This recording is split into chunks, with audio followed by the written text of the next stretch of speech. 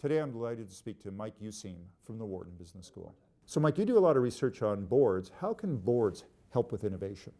With boards becoming more ready to engage in active dialogue with top management, with boards more able to do so, they're more independent, got stronger people on it, and they're expected by investors these days not to be quiet in the boardroom. Board members often come with great ideas.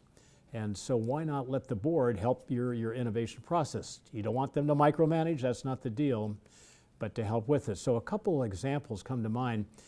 In the pharmaceutical industry, many of the big pharmas these days, GlaxoSmithKline, Johnson & Johnson, Pfizer, Novartis, have created at the board level either a research committee or several of the members of the board who have a scientific or research or medical background often now work actively with the research and development people, not to pick products, not to understand the molecular structure of a particular therapeutic product, but to bring in big ideas about new areas for discovery, new lines of research.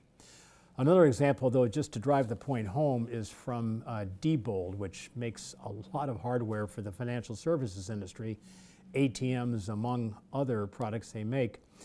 And the chief executive who came in there a couple years ago said, we've been around for 100 years. The products we make now have no resemblance even to what we made 100 years ago. That's because we got to innovate.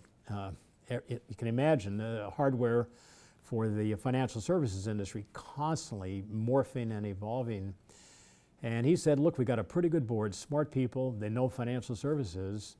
I'm going to sit down with 2 or 3 people on the board. In fact, they made a committee of 3 to talk about innovations that could be disruptive before they are disruptive. Like what kinds of new ATM schemes are going to be out there? Or what about paperless money? I mean, all the kinds of things we think about. And ordinarily, the research director for a company like Diebold would be primarily responsible for.